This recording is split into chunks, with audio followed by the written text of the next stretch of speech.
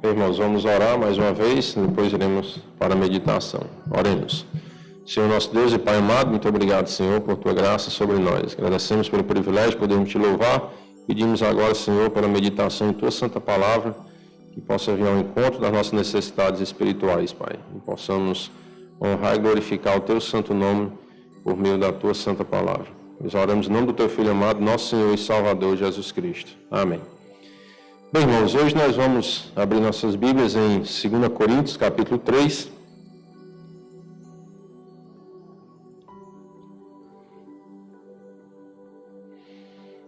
Vamos ler todo o capítulo, é um capítulo curto, apenas 18 versículos, para entendermos aí o contexto, e vamos focar no último versículo, versículo 18.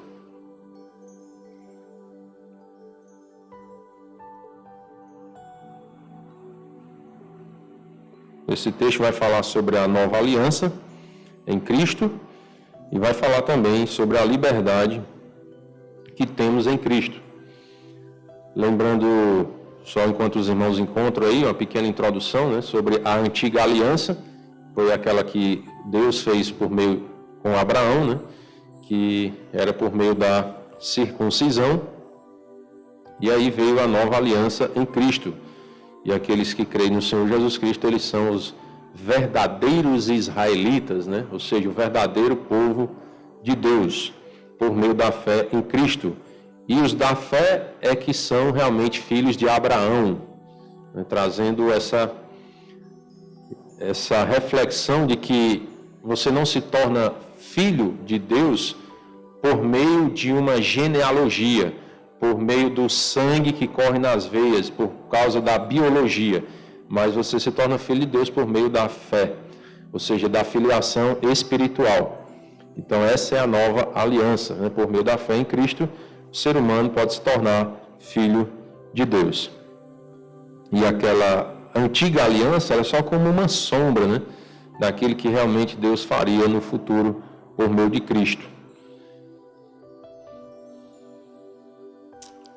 2 Coríntios capítulo 3, diz assim a palavra do Senhor: começamos, porventura, outra vez a recomendar-nos a nós mesmos? Ou temos necessidade, como alguns, de cartas de recomendação para vós outros, ou de vós?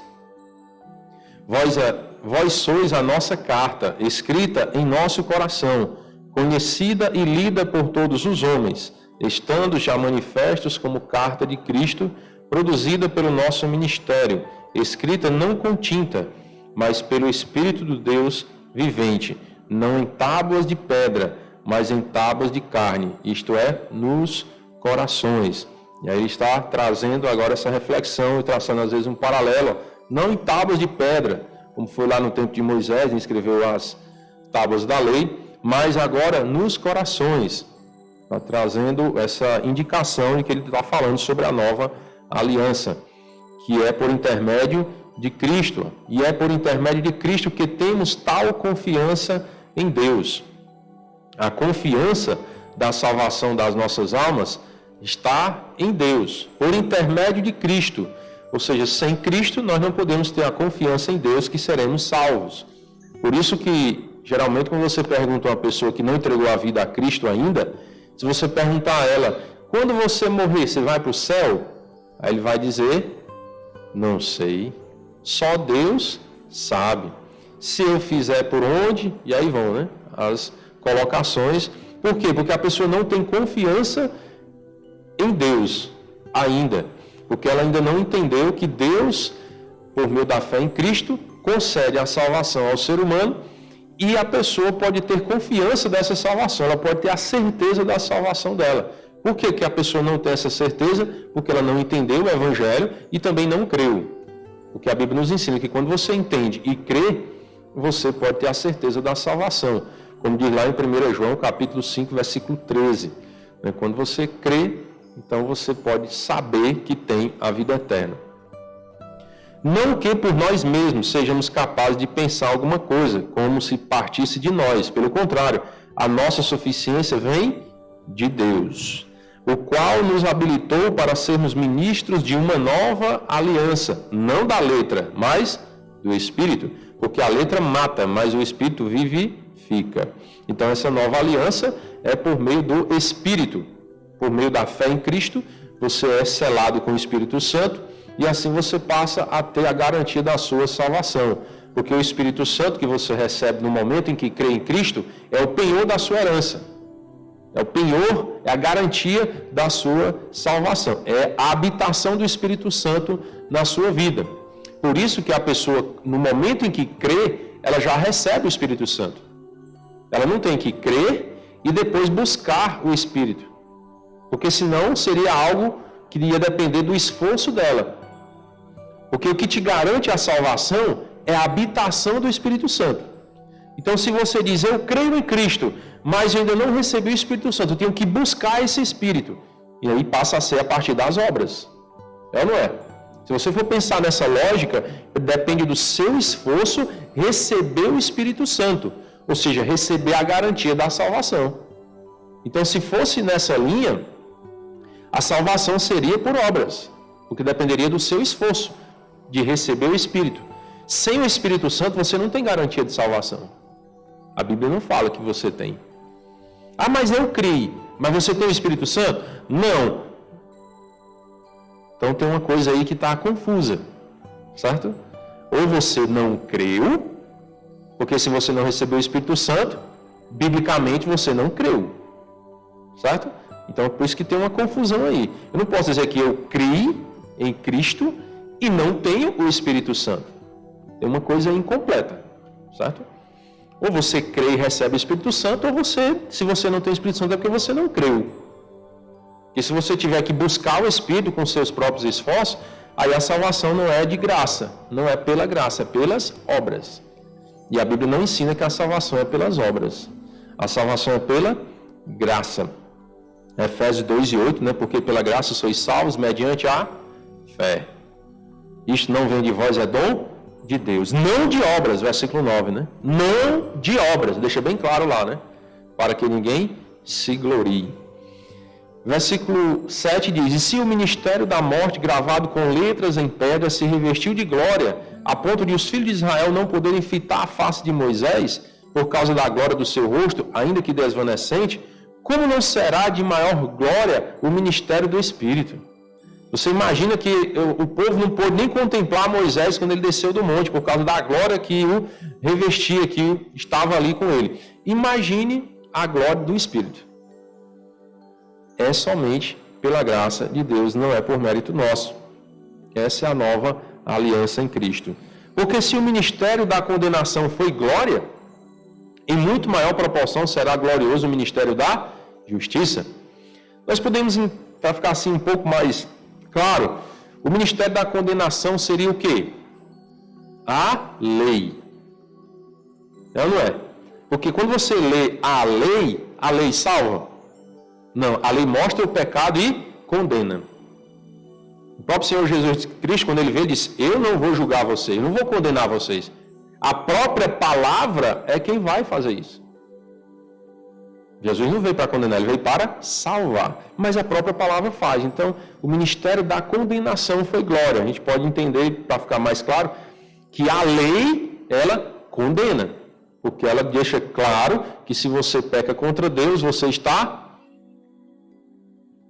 o quê? Perdido, não é não? Lembra aí que nós estávamos no versículo 9, certo? Que pode eu esquecer. Romanos 6:23, o salário do pecado é o quê? É só a morte física? A espiritual também. Certo? Então, a recompensa pelo pecado é a morte, é a sepultura e a separação eterna de Deus. Essa é a recompensa pelo pecado.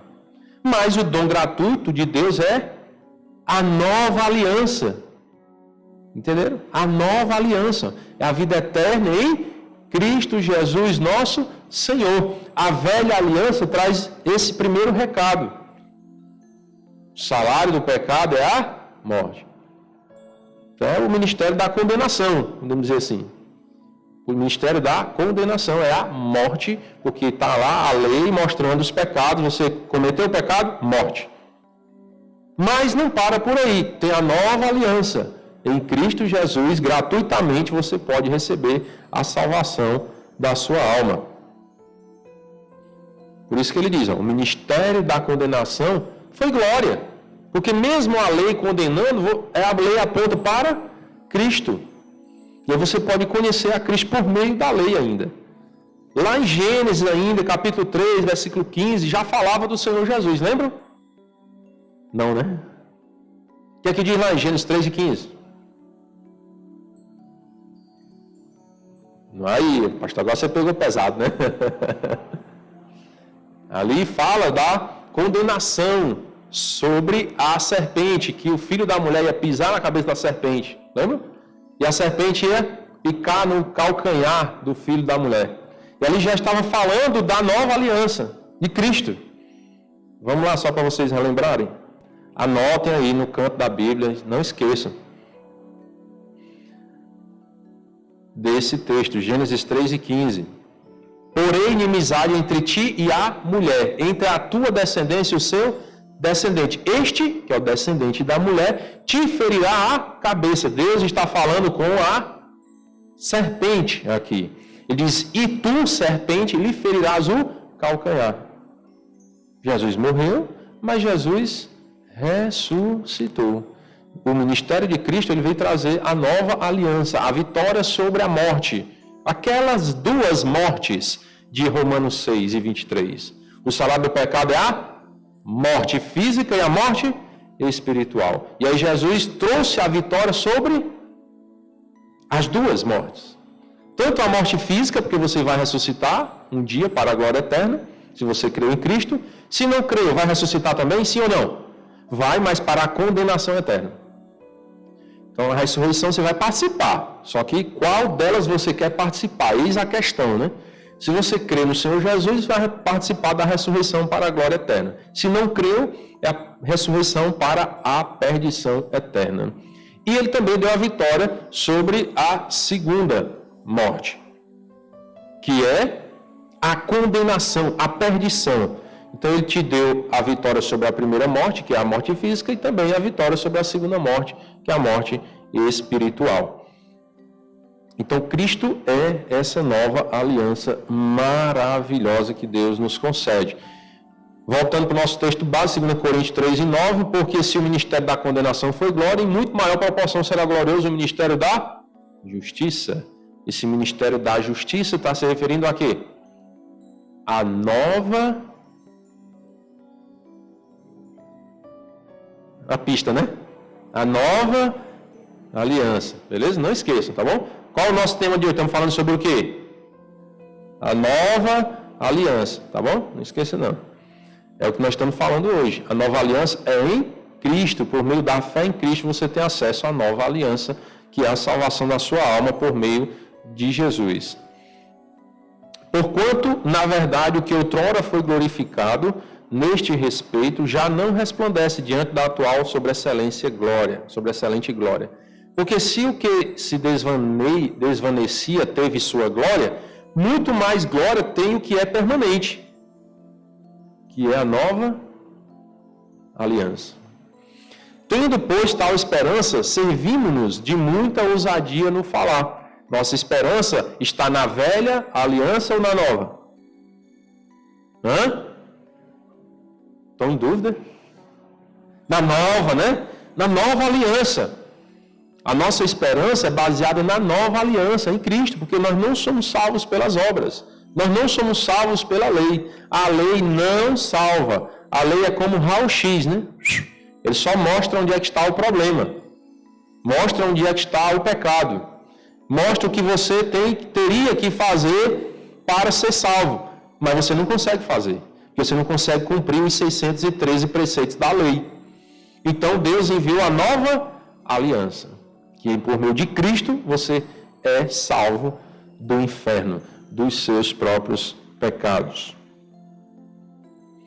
E não somos como Moisés, que punha véu sobre a face, para que os filhos de Israel não atentassem na terminação do que se desvanecia.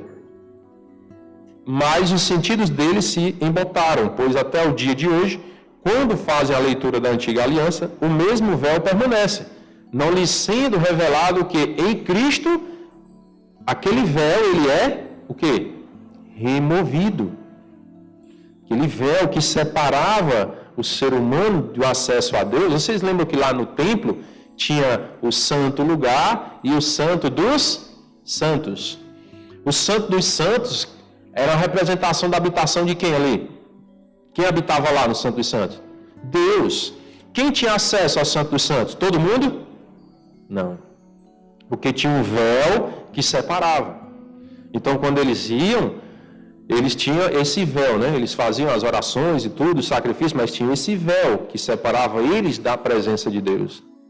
Mas aí a Bíblia diz que na nova aliança, olha, não lhe sendo revelado que em Cristo aquele véu ele é removido. E aí você tem acesso ao Deus dos deuses, Senhor dos senhores, por meio de quem? De Cristo, não por meio da lei. Que Moisés é uma representação de quê? Da lei. Quando você fala Moisés, você lembra de quê? Da lei. Não somos como Moisés, que punha véu sobre a face, para que os filhos de Israel não atentassem na terminação do que se desvanecia. Mas os sentidos deles se embotaram, pois até o dia de hoje, quando fazem a leitura da antiga aliança, o mesmo véu permanece. Os que não creram ainda estão separados. Entenderam? Quem não creu em Cristo ainda estão separados pelo véu. Eles não lhe sendo revelado que em Cristo esse véu ele é removido. Porque se você não creu, o véu ainda está lá. Figuradamente, né? A gente sabe que o véu rasgou-se de alto a baixo quando Cristo morreu, né? Mas se você não creu, para você esse véu ainda está no lugar. Cristo foi quem rasgou o véu. E assim nos dá acesso ao Pai. Mas até hoje, quando é lido Moisés, o véu está posto aonde? No coração deles, não fisicamente lá no templo, mas no coração deles o véu ainda está posto, ou seja, eles não têm acesso a Deus por meio da antiga aliança. A lei não salva. Quando, porém, alguns deles se convertem ao Senhor, o véu lhe é retirado. O véu é retirado, porque agora ele crê na nova aliança. Ora, o Senhor é o Espírito, e onde está o Espírito do Senhor, aí há liberdade. Não é libertinagem. Libertinagem é você fazer as coisas que não agradam a Deus. Liberdade é você agora estar livre das garras de Satanás. Você está livre da escravidão do pecado. Quando você é ingressado na nova aliança, então você agora está livre. Livre da perdição eterna, livre da escravidão do pecado. Você agora é livre para ser escravo de quem? De Cristo. Ixi, irmão, não entendi foi nada. Como é que eu sou livre de uma escravidão para ser escravo? É porque, irmãos, você ser escravo de Cristo é liberdade. Entendeu? É liberdade. Você é livre para ser escravo de Cristo. Para você ser um servo de Cristo. É um grande e imenso privilégio. E quem te deu essa liberdade foi Cristo. É por isso que às vezes tem algumas coisas que são um pouco confusas, né? E aí a Bíblia diz que a pregação do Evangelho é loucura para os que se perdem, mas para os que creem é o poder de Deus. Porque às vezes a gente fica assim, mas como que eu fui livre de uma escravidão para ser escravo de novo, né? Só que é uma escravidão diferente. Satanás, ele escraviza o ser humano para a perdição, para a derrota total. E quando nós somos libertados dessa escravidão e decidimos agora ser escravos de Cristo, é uma decisão nossa. É diferente da escravidão lá de Satanás. É bem verdade que nós escolhemos pecar. Mas Satanás fica querendo nos escravizar ali. E Jesus não, ele dá a liberdade. Quando Jesus lá em João capítulo 6, ele pregou, né? Quem não comer da minha carne, não beber do meu sangue, não tem parte comigo, eu sou o pão da vida. E o discurso estava duro, né? E as pessoas estavam fugindo, né? E os discípulos, Senhor, esse discurso é duro demais, quem pode resistir? As pessoas estão indo embora. Jesus disse o quê? Não, peraí, vocês têm que ficar aqui. Foi? Vocês são livres para escolher. Vocês vão fazer o quê? Vocês têm a liberdade. É por isso que nós, quando cremos em Cristo, nós escolhemos agora ser escravos de Cristo. Não mais do pecado, mas de Cristo. Servir a Cristo é fantástico. Porque é um serviço com liberdade. E essa liberdade, irmãos, traz uma reflexão profunda para nós. Não é porque agora eu sou livre das coisas que eu já falei, né, de Satanás, do inferno, da escravidão do pecado, que agora eu vou encruzar os braços, já que eu sou livre, Jesus me dá liberdade, então eu não vou fazer nada também. Não é isso. É você entender que essa liberdade que Deus te deu foi para você servir a Ele. E é um privilégio, uma alegria, uma satisfação tremenda você poder servir a Deus. Usar da sua vida que Ele lhe deu para você servir a Cristo. Isso é fantástico, muito bom.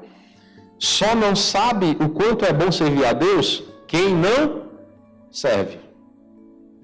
Quem não serve. Mas quem serve sabe o quanto é bom ser escravo de Cristo.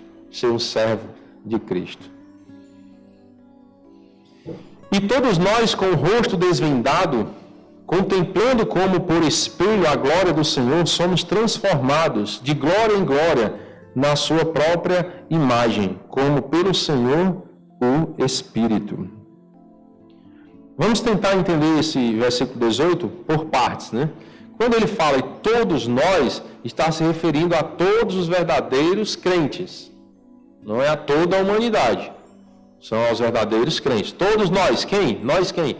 Os verdadeiros crentes. Com o rosto desvendado. O que é que significa isso? O pecado gera um véu entre nós, os nossos rostos e o rosto do Senhor.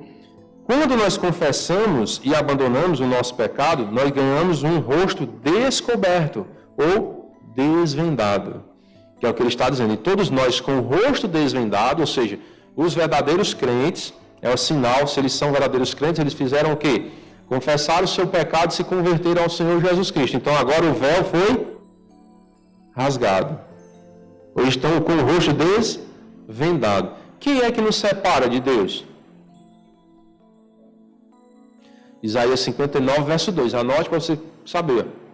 Que às vezes a pessoa diz, eu sou separado de Deus, por que isso, aquilo, outro? Você tem a resposta agora. Que nos separa de Deus são as nossas iniquidades, nossos pecados. Isaías 59, 2. Mas as vossas iniquidades fazem separação entre vós e o vosso Deus. E os vossos pecados encobrem o seu rosto de vós. O rosto de Deus é encoberto de nós por causa dos nossos pecados, para que vos não ouça. Então, é interessante que o versículo 1 ele vai explicar já, o final do versículo 2.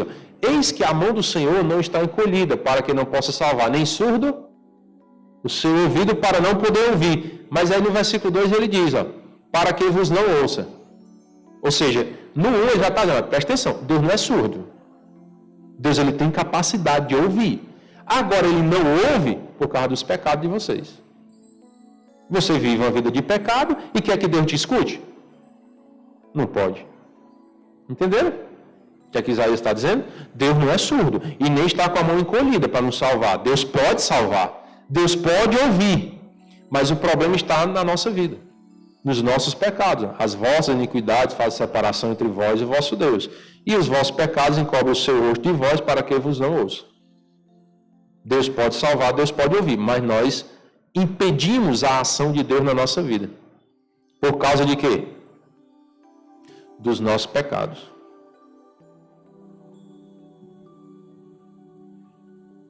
Segunda Coríntios 3.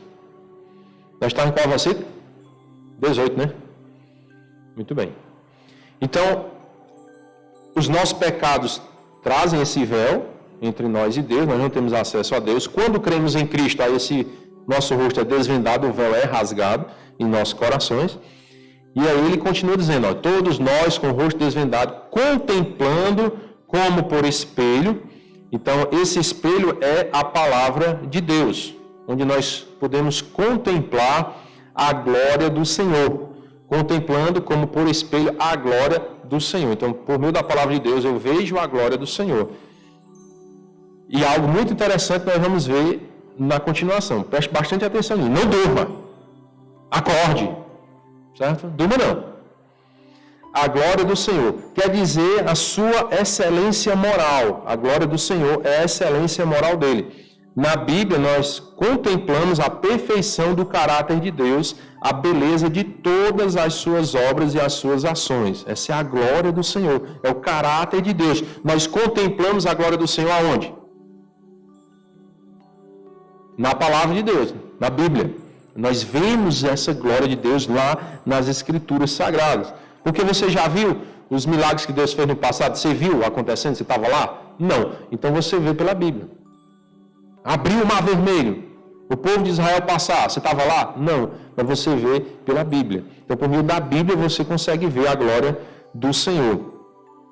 E a partir disso, nós somos transformados. Você crê em Cristo, vai entendendo por partes. Todos nós, os crentes, verdadeiros. Estou falando o religioso, o evangélico, não. Estou falando o crente, aquele que realmente entregou a vida a Cristo. Teve o rosto desvendado, porque ele creu, então o véu rasgou-se. Contempla agora como por espelho a glória do Senhor, os feitos de Deus, a sua grandeza, a sua majestade. E aí nós somos transformados. Você vai contemplando a glória de Deus e o que é que acontece com a sua vida? Você é transformado. Você vai observando, vendo a Bíblia e vendo a ação de Deus, quem é o Senhor, o que Ele fez, e a sua vida começa a ser transformada. Está vendo? Como é fantástico. Você crê, tem o rosto desvendado, agora você abre os olhos para enxergar a luz, que é Cristo, e aí começa a entender as coisas de Deus, vai contemplando como no espelho ali a glória do Senhor, vai vendo o que Deus fez, vendo o caráter de Deus, conhecendo melhor a Deus, e a sua vida começa a ser transformada. Esse é o efeito da nova aliança. Entendeu? O efeito da nova aliança na sua vida. Você crê, tem o rosto desvendado, começa a entender as coisas de Deus por meio da palavra dele e começa a ser transformado. Fantástico, incrível o que Deus faz nas nossas vidas. Somos transformados na sua própria imagem. Nos tornamos como Ele, somos transformados ao contemplar o Senhor por meio da sua palavra. Quanto mais tempo gastarmos com nossa mente focada nele, em Deus, meditando nas coisas do Senhor, mais nos tornamos como Ele. E aí é o que Ele está dizendo, somos transformados de glória em glória na sua própria imagem, como pelo Senhor, o Espírito. E esse de glória em glória, que está entre vírgulas aí, está explicando como é que você é transformado na imagem de Deus. Está explicando, de glória em glória, ou seja, não é assim, ó, como um passe de mágica. É um processo. Às vezes mais lento, às vezes menos lento, né? Não é que é rápido, mas menos lento, né? Porque nós somos bem fraquinhos, aí a gente vai crescendo de pouquinho em pouquinho, né? De glória em glória. Você vai evoluindo, vai conhecendo a Deus e vai crescendo. Um pouquinho aqui, um pouquinho ali, um pouquinho hoje, outro pouquinho amanhã, e vai crescendo. Agora tem um grande detalhe. Imagine uma criança. Ela nasceu, e aí você começa a alimentar ela. E ela vai crescendo, né? E daqui a pouco você para de alimentar. O que vai acontecer com a criança? Não cresce mais e morre. Não é não? Assim é a nossa vida espiritual. Independente da sua idade, quando você se converte ao Evangelho, ao Senhor Jesus, você é uma criança, um bebê espiritual. Você precisa se alimentar da palavra. E aí você vai se alimentando, ó, contemplando como no espelho a glória do Senhor, é o que? Se alimentando da palavra de Deus. Aqui ele está usando umas palavras figurativas ali, para a gente tentar, né, entender o que ele está dizendo. Mas isso aqui nada mais é, irmão, daqueles pilares cristãos que eu tenho falado na igreja. Ler, orar e congregar. Aprender, ó, contemplar a glória do Senhor. Aprender do Senhor. Aí você vai sendo transformado, vai crescendo. Aí se eu parar de me alimentar da Bíblia, vou parar de crescer e morrer. Espiritualmente. Não estou dizendo que você vai para o inferno. Se você é crente, você não vai para o inferno. Mas você pode morrer espiritualmente. Deixar de dar frutos. É isso que acontece com a árvore. É ou não é? Se a árvore morre, ela deixa de dar frutos. ela fica infrutífera. E aí tem um grande detalhe, um grande segredo para a nossa vida espiritual. Você não pode parar de se alimentar. Você tem que manter a constância. Somos transformados de glória em glória, pouquinho em pouquinho, de nível de glória a outro nível de glória, como uma escada. Você sobe um degrau de cada vez. Você não sobe uma escada pulando de baixo até lá em cima de uma vez. Sobe? Dá um pulo só? Não, você tem que subir degrau por degrau. Então, por isso que isso é um processo, até você chegar realmente a estar como a imagem do Senhor. Esse termo que diz como pelo Senhor o Espírito quer dizer que o Espírito Santo produz essa semelhança com Cristo em todos que contemplam pela fé o Salvador que é revelado na Bíblia. Né? Então, como pelo Senhor o Espírito. Aí você vai produzindo essa semelhança e vai sendo cada vez mais semelhante a Cristo por meio de contemplar o Salvador, por meio de conhecer melhor a Cristo. Tem duas historinhas aqui interessantes que ele conta, o comentarista, o William MacDonald, mas eu não vou ler as duas por questão do tempo, vou ler só uma. Diz o seguinte: ouvi falar certa vez de um homem que ia diariamente a um templo budista e sentava com as pernas e os braços cruzados, contemplando a estátua verde, a estátua do Buda lá, né? Dizem que depois de anos meditando assim, ele, na verdade, se tornou parecido com o Buda. Se isso é verdade, eu não sei, mas eu sei que gastar tempo, vou mudar a palavra gastar para investir. E quando você está aprendendo da Bíblia, você não está gastando tempo, você está investindo tempo. Mas eu sei que investir tempo reverentemente com o Filho de Deus produz semelhança moral a Ele. Então, quanto mais tempo você investir na Bíblia, conhecendo a Deus, mais parecido com Ele você vai ficar. O caminho para a santidade passa por contemplar o Senhor Jesus. Normalmente não é possível pensar em Cristo e no pecado ao mesmo tempo. Eu vou repetir essa frase. Normalmente não é possível pensar em Cristo e pensar no pecado ao mesmo tempo. Ou você pensa em Cristo ou você pensa no pecado. Aqui já tem um ensino subentendido ali, implícito. Que ensino é esse? Se eu não quero pecar, a minha mente tem que estar voltada para onde? Para Cristo. Entenderam? Porque normalmente eu não consigo pensar em Cristo e no pecado. É tanto que as pessoas criaram uma frase, uma pergunta, para saber se aquilo é agradável a Deus ou não. Que pergunta é? Jesus faria? Você consegue começar a definir as coisas, se eu posso ou não posso fazer aquilo. Jesus faria isso? Ou seja, eu não posso pensar em Jesus e no pecado ao mesmo tempo. Entendeu? Então, para eu não pecar, é só eu pensar em Jesus. O que ele faria nessa situação? Ah, mas a minha carne quer fazer diferente. Aí o que Jesus faria? O que está escrito na Bíblia a respeito disso? E aí você vai fugindo do pecado assim. O pecado, irmão, ele é arrebatador. Se você não vigiar realmente, e muitas das vezes se prostrar aos pés de Deus, clamando para te livrar de cair numa tentação, você vai cair. Porque ele é arrebatador. Certo? Ele não tem pena, ele não tem misericórdia. Ele chega para destruir. O diabo, Satanás, ele veio para fazer o quê? 3 coisas, vou dar a pista, né? Matar, roubar e destruir. É o trabalho dele. O trabalho dele é esse. Então, se Satanás estiver atrás de matar, roubar e destruir, ele está fazendo o trabalho dele. Não é que Deus queria que ele fizesse isso, não. Foi uma escolha de Satanás, Deus dá liberdade. Ele faz isso mesmo. Então, não adianta a gente culpar o diabo, não. Ah, mas é porque o diabo botou uma coisa muito pesada para mim. Não adianta. Deus nos deu as ferramentas. Que ferramentas são essas? Os 66 livros da Bíblia. Mateus capítulo 4 está lá, o maior exemplo de você vencer as tentações. Mateus 4 fala de que pessoa vencendo as tentações? Jesus Cristo. Qual arma ele usou para vencer as tentações? A Bíblia. Está lá, a receita está lá. Nós caímos? Sim, mas a culpa é de quem? Nossa, não é de Deus e nem do diabo. A culpa é nossa. Entenderam? O trabalho do diabo é fazer o quê? Matar, roubar e destruir. E o de Deus? Nos deu as ferramentas para nós vencermos o diabo. Sozinho não conseguimos. Mas com as ferramentas de Deus, aí dá certo. Durante aqueles momentos em que estamos absorvidos nele, né, em Cristo, é quando estamos mais livres do pecado. Nosso alvo, então, deve ser aumentar a porcentagem do tempo gasto contemplando, do nosso tempo de vida. Esse é o segredo. O que é que Deus quer de nossas vidas?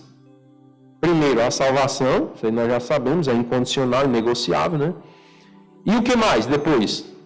Levítico 20, verso 7. Portanto, santificai-vos e sede santos, porque eu, Senhor, o vosso Deus, eu sou o Senhor, vosso Deus.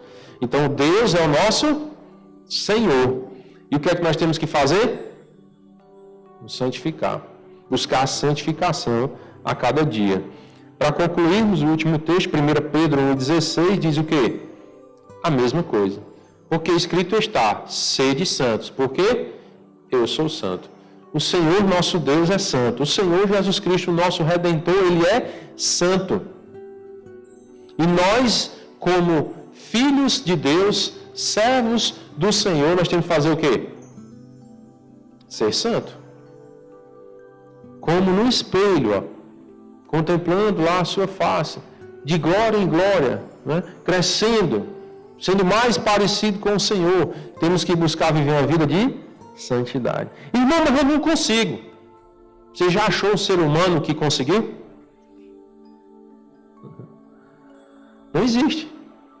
100% como Deus, não existe. Mas nós podemos, é como o texto diz lá. Qual é o texto? Base? Ninguém lembra, né? Bem, muito bem. Normal, viu? Isso acontece comigo também. 2 Coríntios 3,18. Todos nós, com o rosto desvendado, contemplando como por espelho a glória do Senhor, somos transformados de glória em glória. Não esqueça isso. É uma construção. Isso não quer dizer que nessa vida nós vamos alcançar a perfeição. É impossível alcançarmos a perfeição. Mas não é por isso que eu vou desistir de ser santo. Porque Deus deu a ordem, sede santos, porque eu sou santo. Então entenderam o que a nova aliança faz em nossas vidas? Entenderam? A nova aliança. Se você não lembrar de nada do estudo de hoje, lembre da minha aliança, né? Certo? Que aí você vai lembrar, é um gatilho de memória. O estudo daquele dia lá, dia 2 de novembro, no dia dos finados, né? O pastor pregou sobre a aliança dele. Então aí você vai começar a lembrar. A nova aliança em Cristo. Foi a aliança em Abraão lá, que não trazia salvação, era da lei. Mas tem a nova aliança em Cristo, que traz a salvação, que desvenda os nossos olhos. Aí nós podemos contemplar a glória do Senhor por meio da sua palavra. E aí isso acontece o quê? A transformação na minha vida. Aos poucos, de glória em glória, vamos sendo mais parecidos com Ele. Viram? É assim que a gente aprende as coisas e decora. Trazendo gatilhos de memória. Você entendeu? A nova aliança me salva em Cristo. Começo a contemplar o Senhor por meio da palavra. E aí vou crescendo, sendo mais parecido com Ele. Quanto mais eu aprendo sobre Deus, mais parecido com Ele eu fico. Isso é o que a nova aliança quer fazer em nossas vidas. Não foi à toa que Deus enviou Jesus. Não foi à toa. Não foi por acaso. Mas foi com um propósito, né? Nos salvar e nos fazer mais parecidos com Ele. Amém? Vamos orar. Senhor nosso Deus e Pai querido, muito obrigado pela bondade do Senhor sobre nós, Pai. Te agradecemos pela Tua palavra que nos ensina o caminho certo que devemos seguir, como devemos andar, e assim, ó Pai, satisfazer a Tua santa vontade. Porque o Senhor é bom e a Sua misericórdia dura para sempre. O Senhor é digno de toda honra e toda glória para todo sempre. Nós oramos agradecidos em nome do Teu Filho amado, nosso Senhor e Salvador, Jesus Cristo. Amém. Uma boa noite a todos, irmãos, e até a próxima semana, se Deus quiser.